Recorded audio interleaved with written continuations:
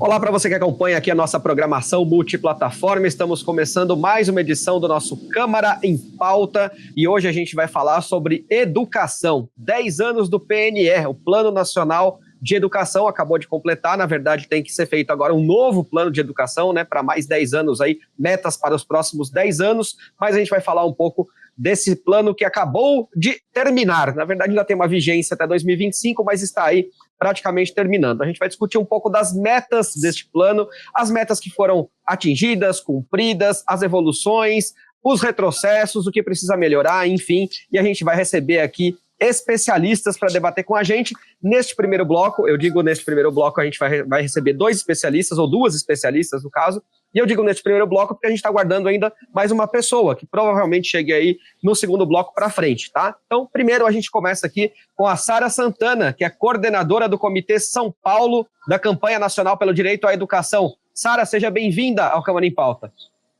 Olá, Leandro, agradeço a oportunidade de estar aqui no programa com você, participando aqui, podendo falar um pouco sobre o que é a minha vida e a minha paixão, que é a educação.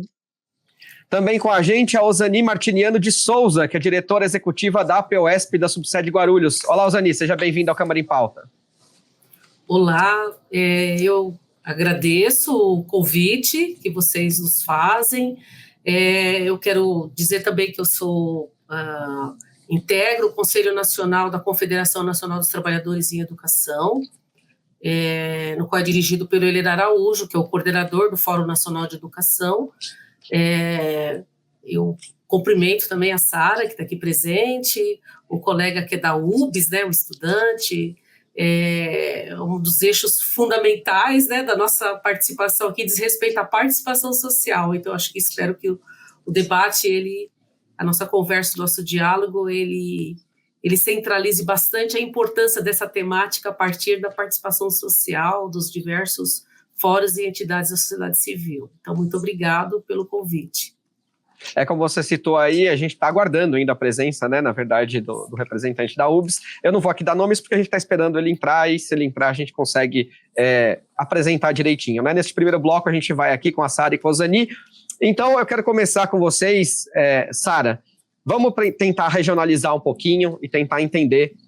São 20 metas no plano, né, que estava previsto aí até o 2024, com extensão para 2025, né, até que se elabore o plano novo, que na verdade já está sendo elaborado, para ser aí de novo deliberado, votado, enfim, para os próximos 10 anos. Em cima deste Plano Nacional de Educação, nós temos o Plano Municipal de Educação, que foi feito em 2017, então ele vale até 2027, que é um pouquinho depois. E as metas, elas são absolutamente parecidas, né, porque vem da esfera federal, e aí, então, isso vem em cascata para os municípios tentarem também aplicar essas metas aí municipais, né. E aí, evidentemente, as metas são um tanto ousadas, isso a gente pode falar depois, mas a ideia é desenvolver a educação, evidentemente, do nosso país, que é a base maior. Então, não vou agora especificar as metas, Sara, mas eu queria que você dissesse quais destas metas que estão lá no plano foram efetivamente cumpridas ou pelo menos tiveram evoluções na sua visão, principalmente aqui em Guarulhos, e como você faz parte do Comitê do Estado, se você puder dar esse olhar para o Estado também, a gente pode ter um cenário melhor. Então, Leandro, assim, quando a gente fala de plano nacional, né, é uma legislação lá da Constituição Federal para garantir o mínimo, né, um planejamento para que a educação ela seja efetivada enquanto direito, né, das pessoas aqui no país.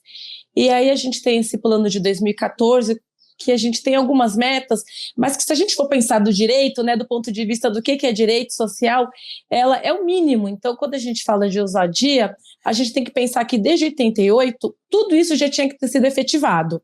Então, a gente faz conferências de educação, esse movimento com a participação da sociedade, dos trabalhadores, dos conselhos, dos fóruns e dos estudantes e do poder público, pensando qual seria o mínimo que a gente teria que dar para esses jovens, para essas crianças, para a educação, né, para a educação do país. E aí, quando a gente vai falar de meta, foi pensando desde a creche até o ensino superior.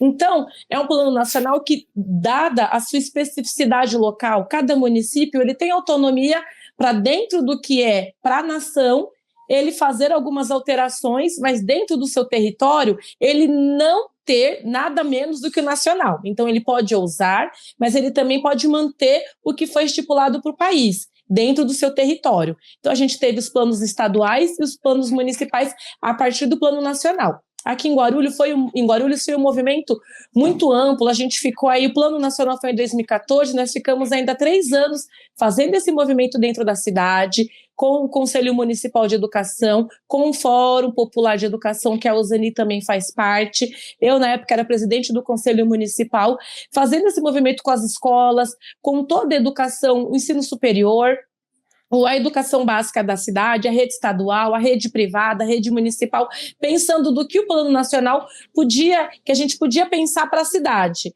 Então, ficou parecido porque os problemas acabam sendo os mesmos, né? A questão da alfabetização de jovens e adultos, da vaga em creche. Então, a gente tem que pensar, aqui na cidade nasce anualmente, a média, 17 mil crianças.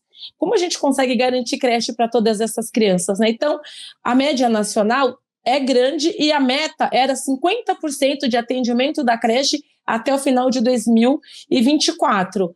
A média nacional deu 40%. O Guarulhos está atendendo 35%. Então, sempre vai ser parecido o resultado nacional com o local, porque a diversidade, embora a gente esteja no estado que é rico, a desigualdade é muito grande. Então, as metas e os resultados acabam sendo parecidos por conta dessa especificidade do alto nível de desigualdade social. Então, a gente tem um estado rico, mas com muita desigualdade. Então, o número de crianças negras é parecido com o número de crianças negras a nível nacional. Então, os resultados acabam sendo parecidos. E o Plano Nacional, das 20 metas, nós tivemos atingidas apenas 4. E são 4 metas que elas já começaram com os objetivos próximos, né? Então, são metas que foram atingidas não porque nós tivemos um ótimo trabalho para alcançá-las, mas que o planejamento para que elas fossem alcançadas já estava em andamento. Então, elas são metas que foram atingidas dada a proximidade da meta com que já estava sendo aplicado.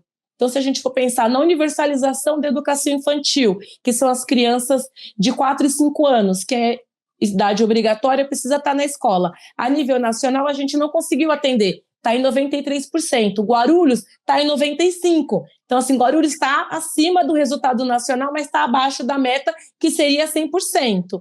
Então, falando inicialmente, a gente está sempre próximo do nacional por conta dessas especificidades, mas em alguns itens o resultado de Guarulhos é melhor que o nacional.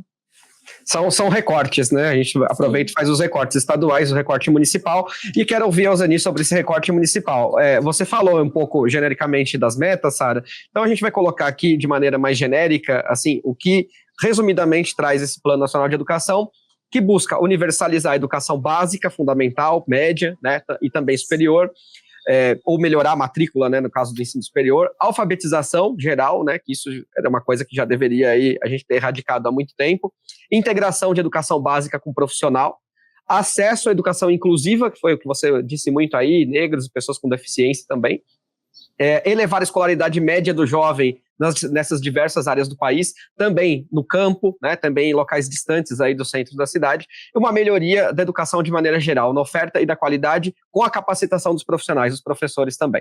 Então, resumidamente, essas são as metas aí colocadas no PNE. Osani, o que a gente conseguiu avançar aqui em Guarulhos, especificamente falando? Eu acho que uma primeira questão importante aqui para a gente debater o Plano Nacional de Educação primeiro o objetivo de um plano nacional, né, que é de construir e consolidar um sistema público de educação. Então, acho que o primeiro desafio é esse: em que medida que estados e municípios, né, do país inteiro eles encampam essa perspectiva de construção e de consolidação de um sistema de educação, né? Porque a ideia do plano é justamente essa.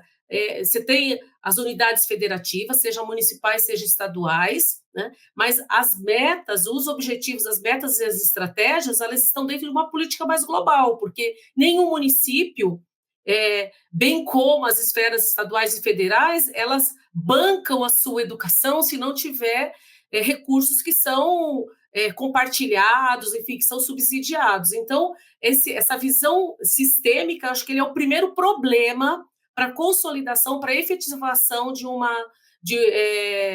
das metas e das estratégias estabelecidas no Plano Nacional de um Plano Nacional de Educação. Isso é histórico, né? Esse desafio nós não conseguimos superar, ele foi minimizado quando a gente faz o balanço do alcance, né? E vamos dizer assim, dos prejuízos, né? do que falta, dos limites e das possibilidades que foram apontadas no último Plano Nacional de Educação. A gente tem que olhar um pouco o que cada unidade, em que medida cada unidade da federação se comprometeu com essas metas, com essas estratégias, mas mais do que isso. Eu acho que não dá para a gente falar, sobretudo nos últimos anos, dos limites e das possibilidades do Plano Nacional de Educação, se a gente não conversar sobre o que aconteceu no país. Né? Nos últimos 4 anos, justamente os últimos anos, houve uma paralisia em termos dos investimentos em educação. Se a gente não fala sobre isso, eu acho que a gente tem um buraco. Eu acho que a Campanha Nacional de Educação, na qual a Sara faz parte, acho que cumpre um papel importantíssimo. O movimento sindical cumpre um papel importantíssimo de fazer uma avaliação articulada. Né? Nós tivemos ausência dos investimentos em educação, nós tivemos um forte ataque aos objetivos, porque os objetivos, eles são objetivos, quando a gente fala dos objetivos estratégicos, eles não são só técnicos, eles são políticos, ele diz respeito a uma visão de educação, nossa visão de qualidade educacional, nossa visão de democratização da gestão educacional, a nossa visão de currículo, enfim, nossa visão da estrutura educacional e a nossa visão estão diretamente articulados a uma política de financiamento. Então, essas questões elas foram absurdamente atingidas, atacadas nesses últimos 4 anos. Houve uma paralisia dos investimentos em educação e de uma perspectiva de um projeto educacional que estavam estabelecidos, que visavam a potencialização da diversidade, da discussão sobre a diversidade, a biodiversidade, o foco no currículo que diz respeito a uma visão sobre a biodiversidade, sobre o planeta, né? Isso tem a ver com o currículo, isso é uma visão de ciência. Então, essas discussões sustentadas por uma visão de gestão democrática do processo educacional, que não é só no âmbito da escola, mas é no âmbito sistêmico, que está relacionado à potencialização dos instrumentos de controle, de gestão, a partir da participação social. Então, conversar sobre isso, ter claro a conjuntura política do país, ela interfere diretamente nos prejuízos e nos, vamos dizer assim, no balanço que a gente faz hoje dessas potencialidades que foram postas no último Plano Nacional de Educação e os limites que agora a gente faz o balanço. Nessa última CONAI nós fizemos o balanço dos limites que estão colocados. Então, em que medida estados e municípios, consequentemente, estavam diretamente articulados aos limites que foram impostos sob o último governo, porque isso tem a ver, né?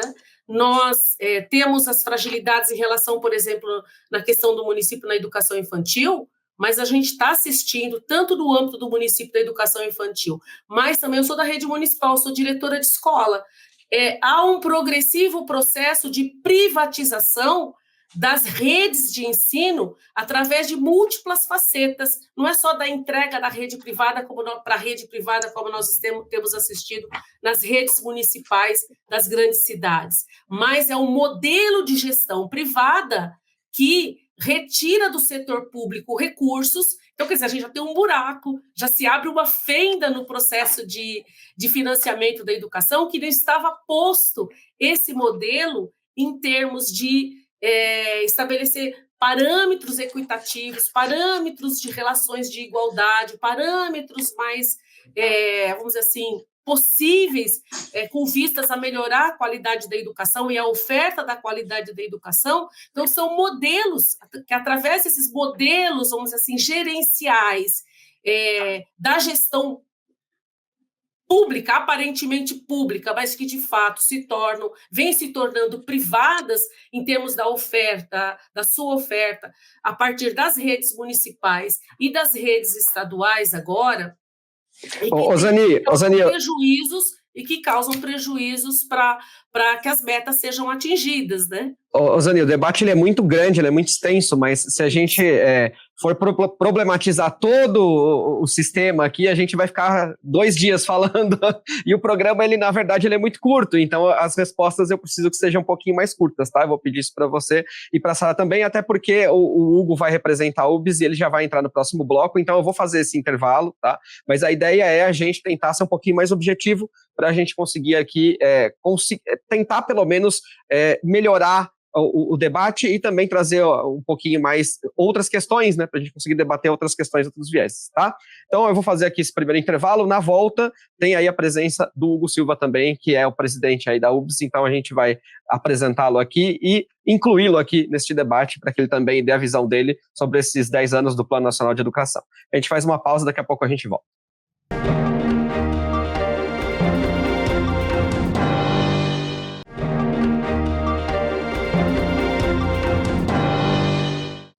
Maravilha, Câmara em Pauta já de volta, a gente está debatendo aqui um pouquinho sobre os 10 anos do Plano Nacional de Educação e, evidentemente, se as metas aqui em nível nacional, estadual e principalmente municipal, né, que é o nosso foco aqui em Guarulhos, têm aí sido cumpridas, ou se a gente tem conseguido avançar, ou se retrocedeu, enfim, a gente está recebendo aqui especialistas de altíssimo gabarito, a Sara Santana, que é coordenadora do Comitê São Paulo da Campanha Nacional pelo Direito à Educação, a Ozani Martiliano de Souza, que é diretora executiva da APOESP, da subsede de Guarulhos, e agora também a presença do Hugo Silva, que é presidente da UBS, a União Brasileira dos Estudantes Secundaristas. Hugo, como ele ia chegar um pouquinho atrasado, ele ficou aqui nos bastidores, ouviu praticamente o nosso bate-papo aqui do primeiro bloco, e eu quero colocar para você, Hugo, então, nesse retorno de bloco, a gente perguntou quais metas que foram efetivamente cumpridas ou no que a gente conseguiu avançar, principalmente, né, nessas questões educacionais aqui em Guarulhos, no estado, mas eu queria que você falasse muito por conta da sua regionalidade e também por conta, evidentemente, do segmento que você representa. Por favor, Hugo.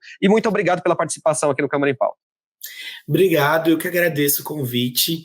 Queria dizer que a União Brasileira dos Estudantes Secundaristas sempre foi uma das organizações que esteve à frente na defesa do Plano Nacional de Educação, pautando coisas importantes, como, por exemplo, os 10% do PIB para a educação, e recentemente a gente teve uma reunião, inclusive, com o presidente Lula, o ministro Camilo Santana, para apresentar, né, o Plano Nacional de Educação, e nós fomos ali a organização que reivindicou que esse novo plano fosse efetivado de fato, porque a gente observou que do último plano para esse, né, algumas metas não foram cumpridas, na sua grande maioria, inclusive.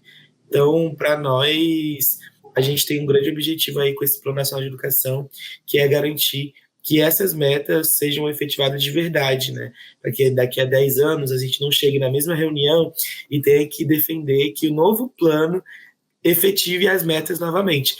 Então, a gente observou que uma das metas que foi 100% cumprida foi a da pós-graduação.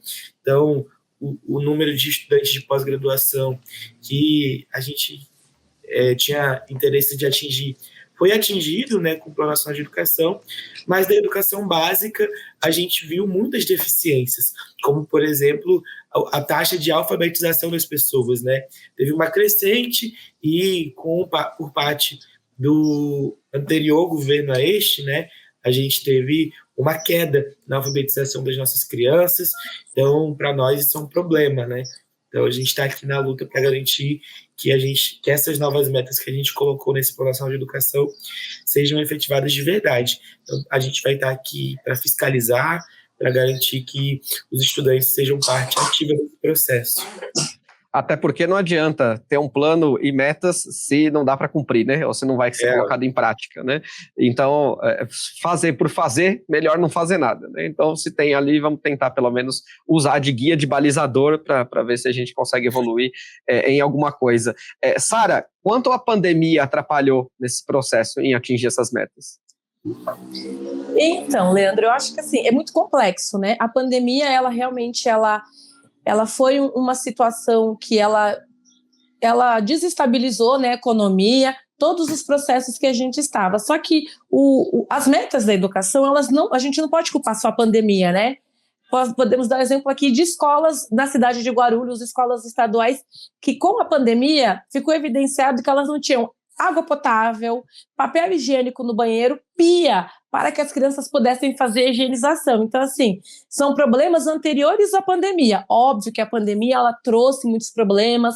As escolas fechadas durante o período de 2 anos, ela atrapalhou muito o cenário nacional, o desenvolvimento e aprendizagem das crianças. A gente vai aí, demorar muitos anos para conseguir garantir que essas crianças que foram privadas dessa interação, desse contato, desse convívio escolar, né, que elas tenham esse período recomposto, que a gente consiga garantir para elas esse período de aprendizagem, né, fora da idade, fora desse período esperado, mas a gente já tinha problema, questão de financiamento, antes da pandemia, a gente teve o governo Temer que trouxe o teto de gastos, que já foi uma grande perca para a educação, porque foi congelamento de investimento. Então a educação ela nunca é gasto, ela é investimento. Então, junto a esse congelamento de recursos, mas o problema que a gente já tinha nas escolas, com certeza, a pandemia ela foi um grande prejuízo, mas não foi só ela que foi responsável pelo não cumprimento das metas, né?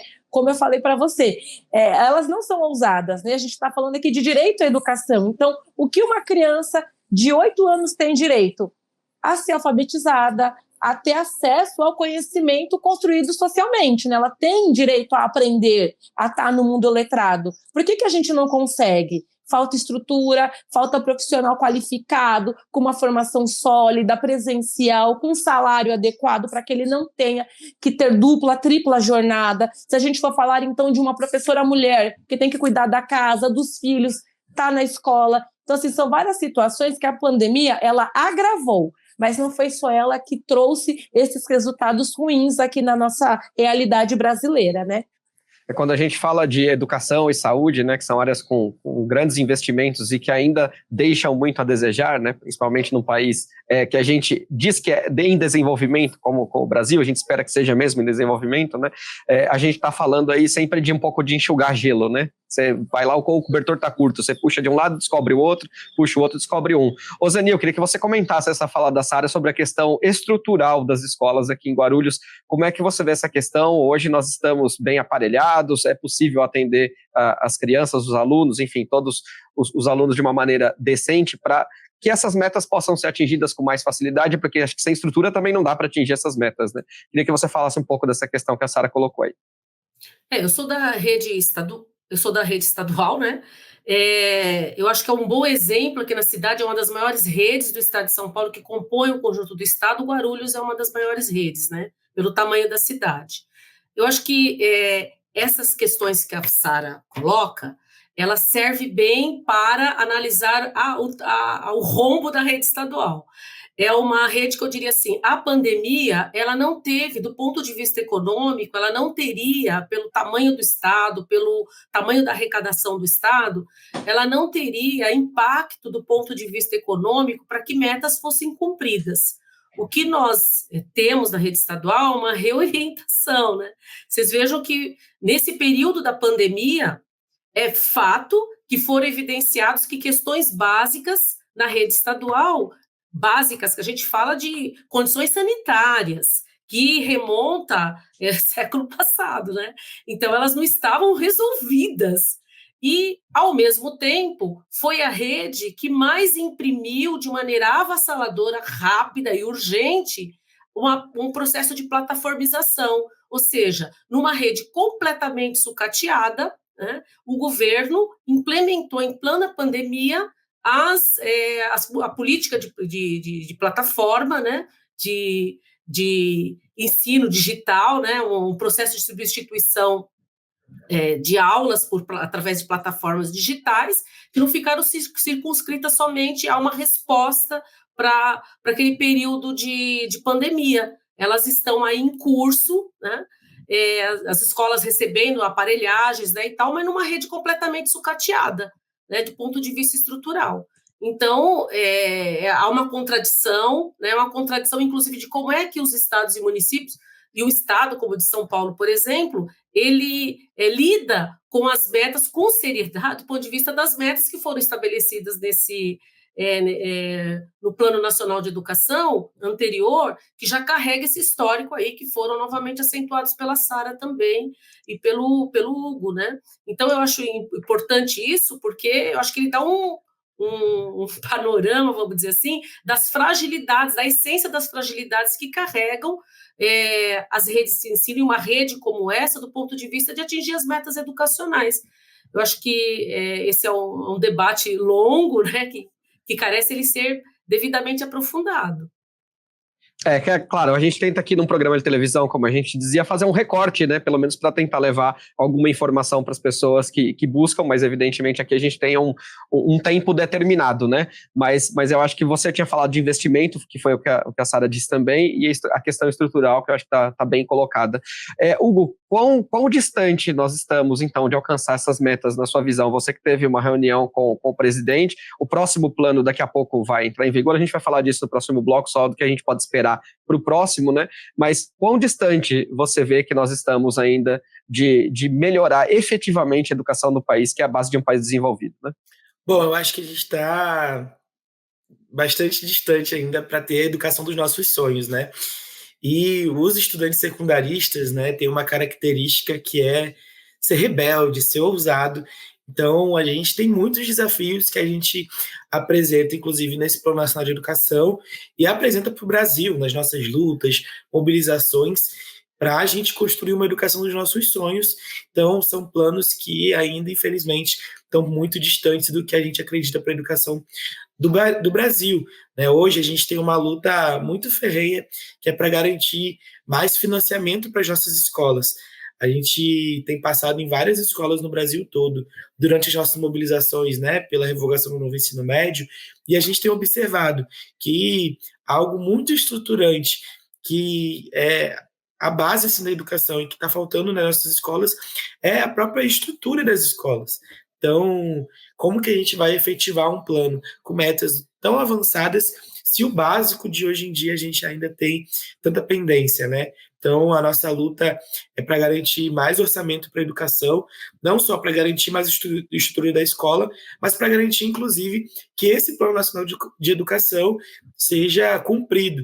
Então, tem planos que a gente colocou no plano, que tem metas, né, que a gente colocou no plano, que são muito importantes, mas que infelizmente ainda estão distantes da nossa realidade. Por exemplo, a gente apresentou para o Brasil, né, na nossa luta, mas também apresentou nesse plano nacional a importância de se ter conectividade nas escolas. A importância de ter escolas conectadas em todo o Brasil é muito importante. Mas como que a gente fala em escolas conectadas em todo o Brasil, se hoje tem escola no nosso país que não tem água, que falta cadeira para os estudantes sentarem, que falta telhado? Então, são metas importantes que a gente acredita que são possíveis, mas que infelizmente ainda estão distantes por conta dessa falta desse orçamento para a escola pública, né? E isso não é de agora, é resultado de uma política, né, de corte de investimento na educação, e que a gente segue aqui lutando para garantir que seja revertido, para a gente ter essas metas atingidas.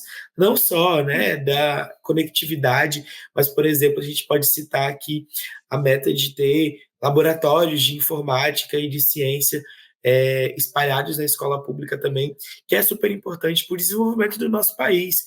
É importante para garantir que a nossa juventude, que durante 6 anos, né, 4 anos atrás, aí, tivesse sem perspectiva, né, de futuro, sem perspectiva de entrar na universidade, fazer com que essa galera que estava sem esperança possa sonhar novamente em entrar na universidade, em fazer um curso técnico e produzir ciência. Então, a nossa meta é bastante ousada, né, de construção de escola do futuro, mas a gente acha que é possível, mas que infelizmente ainda é distante com o orçamento que a gente tem, né? O orçamento da educação, infelizmente, é muito baixo ainda para as metas e para os planos que os estudantes têm para a escola pública.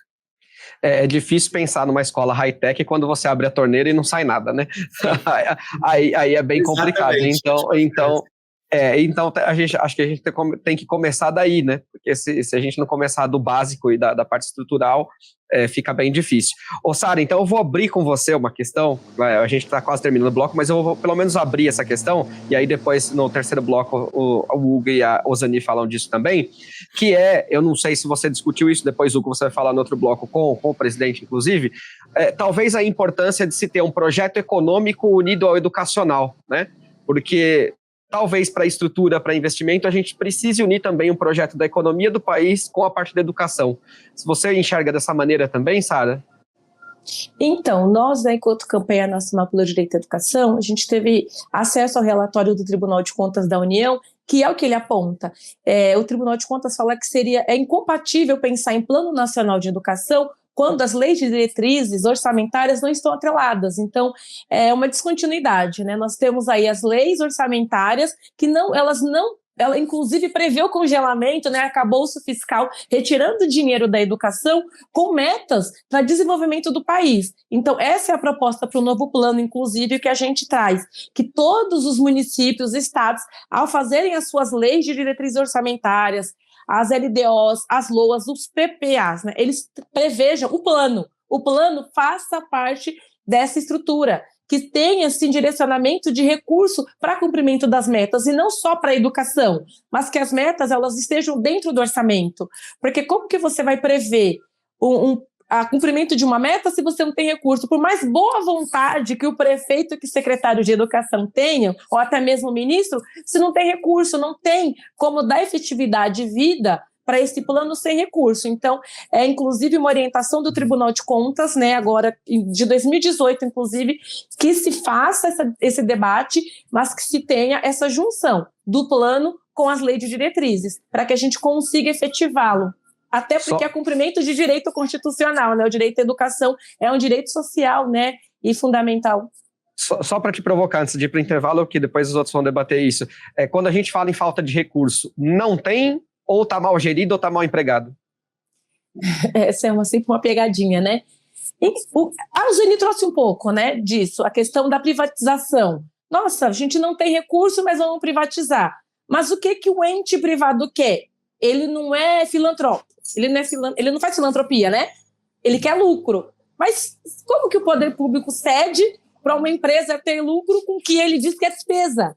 Então, assim, eu não acho que é falta de recurso nem má gestão. Eu acho que são prioridades, né? Um plano de educação, ou a educação não é um projeto de governo, é um projeto de Estado, um projeto de nação. Acho que se a gente consegue garantir uma educação básica de qualidade, a gente vai ter profissionais formados, a gente vai ter menos problemas sociais que demandam recurso. Então, a gente pensar numa política de saúde pública. A gente tem vários problemas que dentro da escola, a gente tendo uma parceria, a gente conseguiria minimizar a longo prazo. Questão da assistência social, da seguridade também. Então, acho que a educação ela nunca vai ser gasto. Ela é investimento e um projeto de nação pautado nessa educação de direitos, de qualidade, garantindo acesso aos bens, aos serviços, com tudo que a gente tem direito, moradia, né, saneamento básico. A longo prazo, a gente vai deixar de ter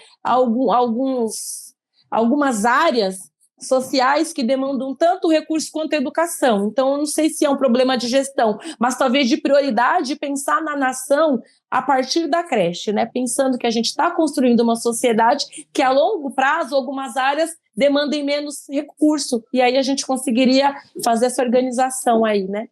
Perfeito, o raciocínio está bem claro. É aquela tal história, né? Que nem a gente fala na área da saúde. Quanto mais você investir em prevenção, menos você vai ter que gastar depois lá na outra ponta, né? Para consertar o problema. Deixa eu fazer aqui um intervalo, na volta eu vou ouvir a Ozani e o Hugo sobre esse tema também. Aquela pausinha para a gente beber uma água aqui, ó. Já a gente está de volta.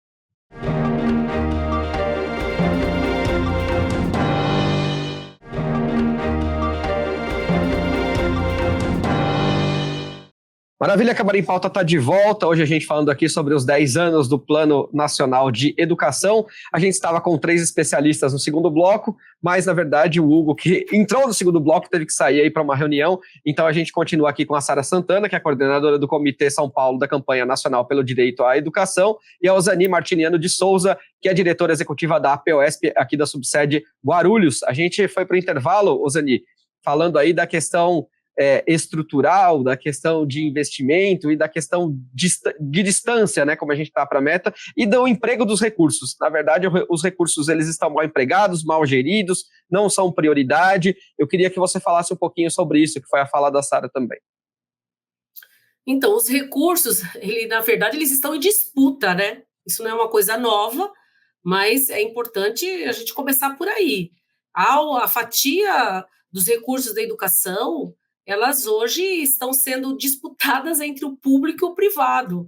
O mercado privado entrou, sempre foi uma fatia disputada, mas dos anos 90 para cá, ela entrou de uma maneira avassaladora no país. Isso não é um fenômeno só aqui no Brasil, mas aqui no Brasil, de uma maneira avassaladora. E ele é mais sentido em função das históricas desigualdades educacionais, então a gente sente mais.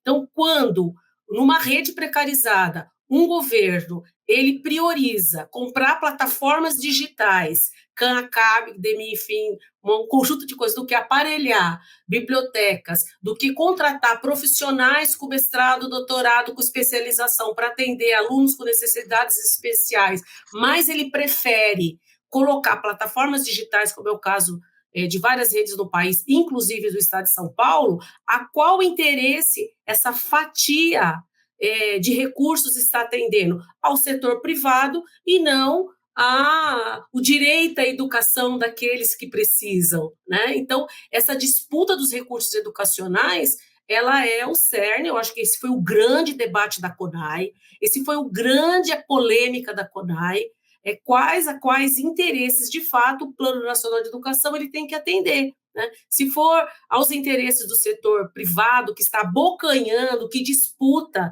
essas fatias que foram conquistadas, né, como direito à educação, sobretudo nas últimas décadas, né, desde, sobretudo, a partir da Constituição Federal, que se desdobrou da LDB, enfim, na qual a gente conseguiu consolidar a ideia de um Plano Nacional de Educação. Na medida que isso avança, a gente perde em termos das políticas efetivamente de qualidade social, né?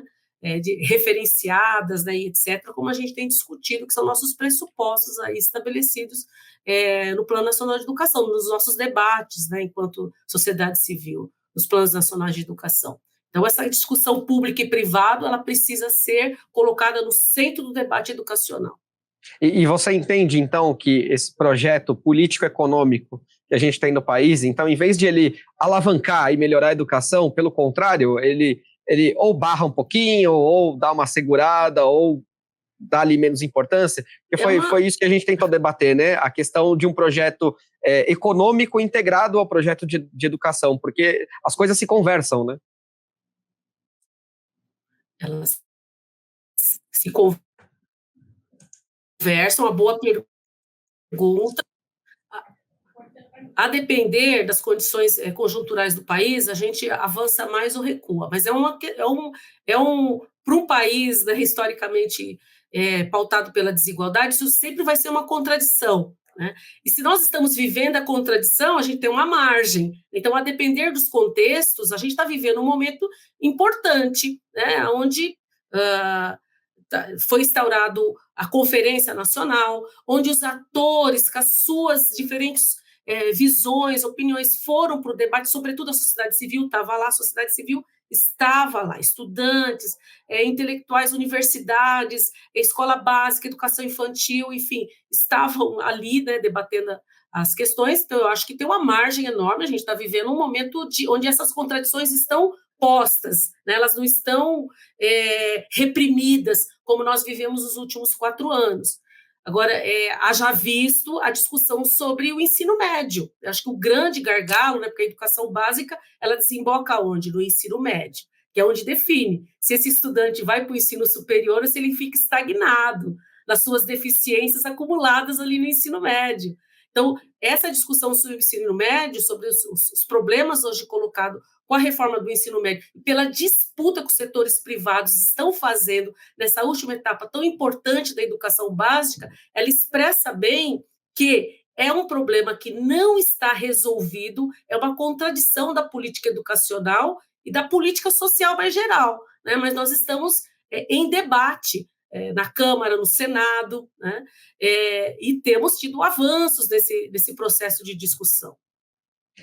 Sara, para a gente tentar aqui fazer um balanço resumido, uma conclusão, para você especificamente, ou para você como coordenadora do Comitê São Paulo e da Campanha Nacional pelo Direito à Educação, a gente pode considerar esse PNE, esse último, né, que venceu agora, vitorioso, derrotado, ou tá meio alite, meio mussarela?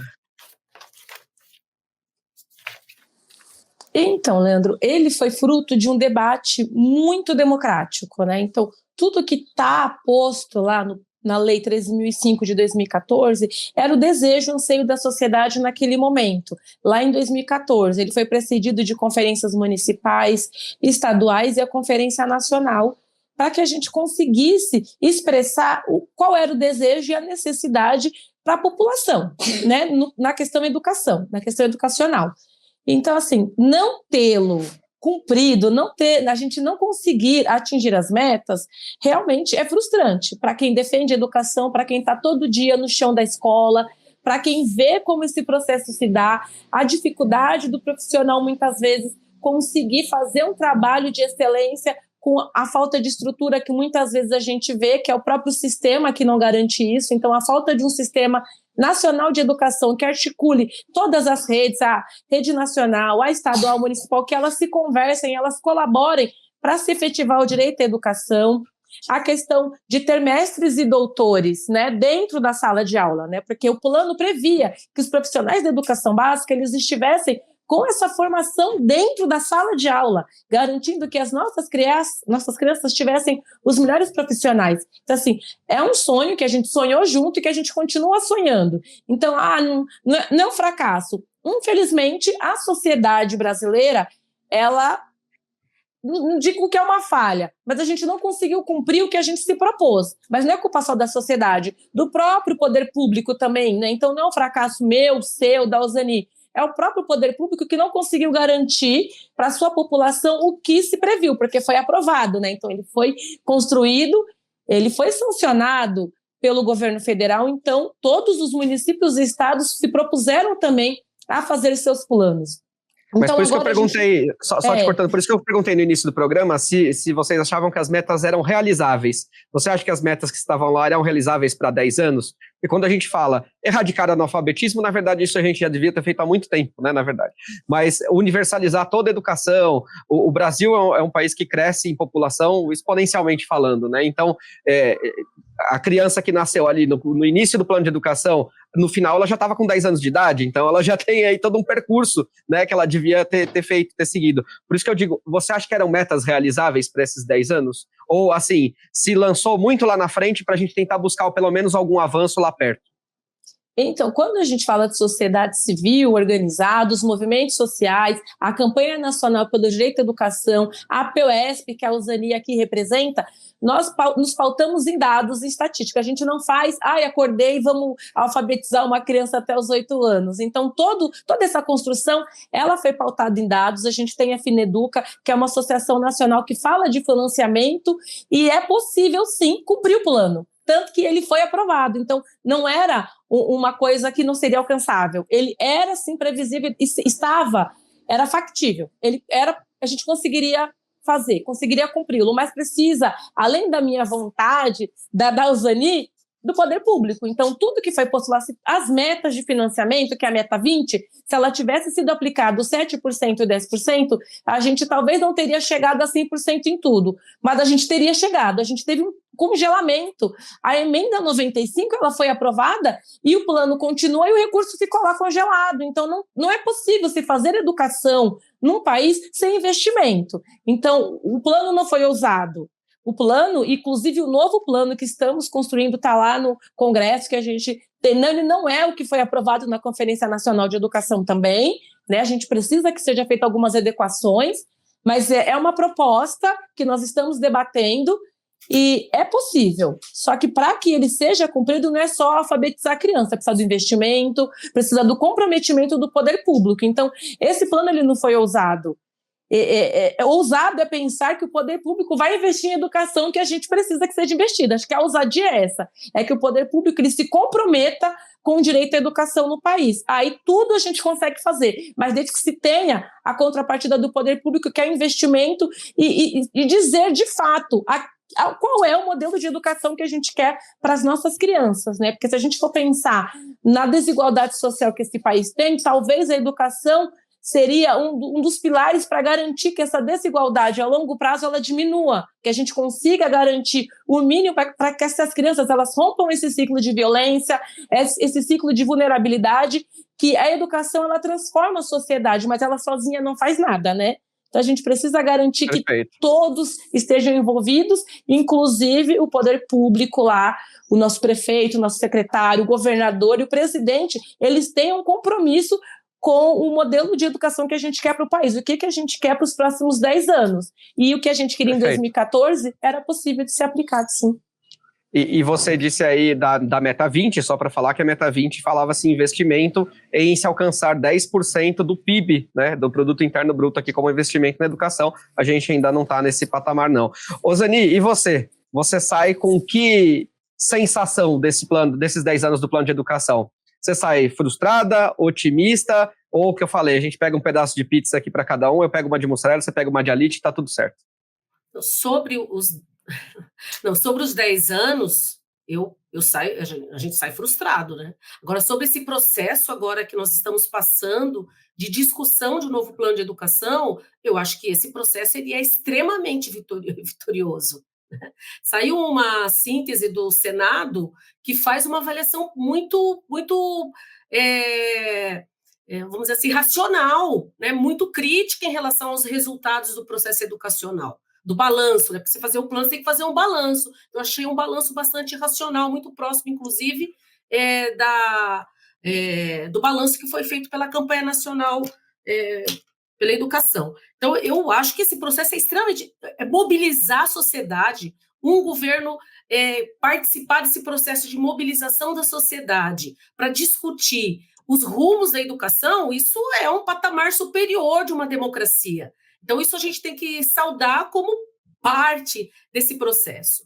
Agora, eu acho que você perguntou a respeito se o plano ele é factível, será que a gente não está pensando muita coisa? Essa pergunta pode ser dirigida para mim também. Claro, fica à vontade. Eu acho que ele é aquém ainda, né? Ele não está além, ele está aquém.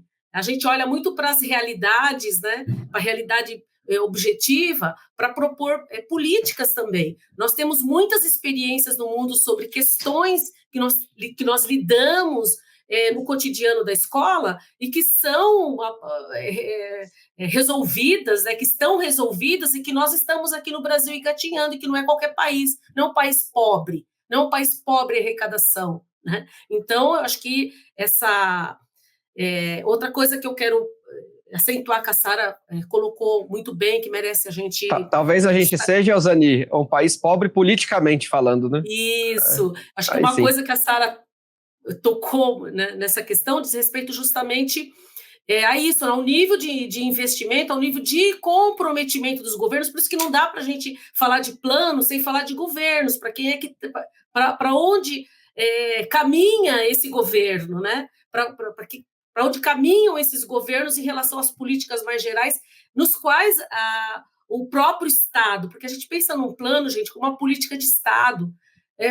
Não importa se é o partido A, B, C, D ou E, mas você tem uma política de Estado, e essa política de Estado, através de um Plano Nacional de Educação, vai estabelecer as diretrizes, independente das condições políticas nos quais se encaixam aquele governo, mas é uma política de Estado. Acho que o patamar superior, vamos dizer assim, de um plano de educação é justamente esse. Então, são metas, não é para atender a pautas morais, relacionadas à educação. É para atender a se tem equidade, se tem qualidade, se tem democratização, é para atender isso, se atingir os níveis de alfabetização, de participação social, né? E não para atender pautas morais deste ou daquele segmento que se arvora da educação, né? Que se utiliza da pauta educacional. Então, eu acho que é o que vem acontecendo aqui no Brasil, né, que nós ficamos estagnados, a gente tem estagnado isso. Em vez de discutir o PIB da educação,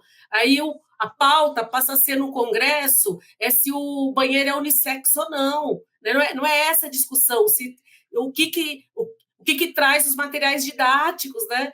Enfim, são pautas que não têm a ver com o financiamento, mas que são submarinos e que interessam a quem? Quem quer estagnar, setores que querem estagnar a discussão educacional. Então, eu vejo assim, eu acho que as contradições estão postas, eu acho que é um avanço esse momento que nós estamos vivendo da polêmica sobre as perspectivas educacionais. O que nós queremos como profissionais de educação é que os nossos alunos, os nossos jovens, tenham prazer em ser professores, né? Que queiram ser professores, que a profissão seja valorizada. E ela vai ser valorizada se os profissionais forem valorizados, se a educação pública for valorizada. Ele vai se ver nessa profissão.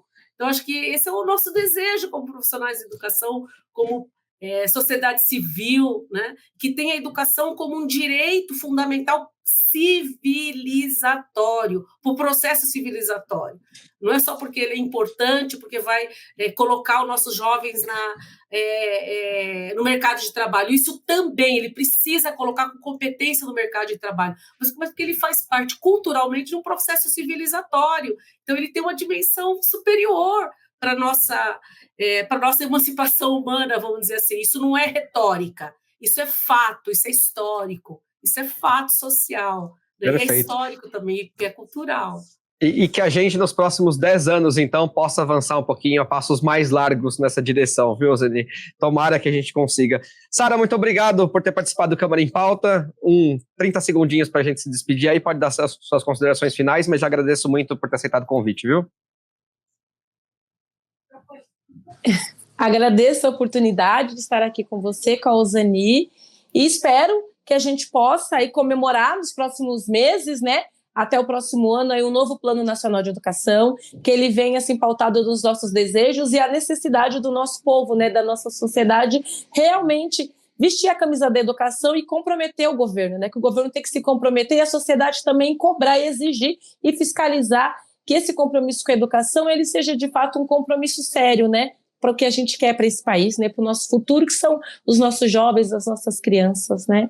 E dizer que eu sou muito feliz há anos trabalhando na educação e estar aqui com vocês hoje é um sonho, né? Porque estar sempre podendo falar de educação, e principalmente aqui na cidade de Guarulhos, é uma realização profissional. Dá para ver que seu olho brilha. Ozani, muito obrigado também por ter participado aqui do Câmara em Pauta com a gente. Eu que agradeço, nossa, bastante nobre o convite de vocês. Eu quero dizer que a educação ela só pode ser democrática se ela for pública. Então, a nossa bandeira por uma escola pública, democrática, ela só faz sentido se a gente tiver um Plano Nacional de Educação que seja efetivamente equitativo, né, e que tenha participação social. Sem participação social, a escola pública ela perde o seu sentido. Ela só pode ser democrática se for pública, né? Essa é a nossa bandeira. Que avancemos, que possamos avançar nesse aspecto. Obrigado, então, a vocês duas pela participação. Obrigado também ao Hugo Silva, que é presidente da UBS, da União Brasileira dos Estudantes, que participou aqui durante um bloco, não estava aqui para se despedir porque teve uma reunião, agradeço a ele também. E muito obrigado a você pelo carinho da sua audiência. A gente espera aí ter levado a você informações importantes, principalmente sobre a área de educação, e falado um pouquinho sobre esses 10 anos do Plano Nacional de Educação, e que venham outros 10, que a gente possa avançar muito mais. Obrigado, a gente se vê numa próxima TV Câmara Guarulhos, o canal da Cidadania.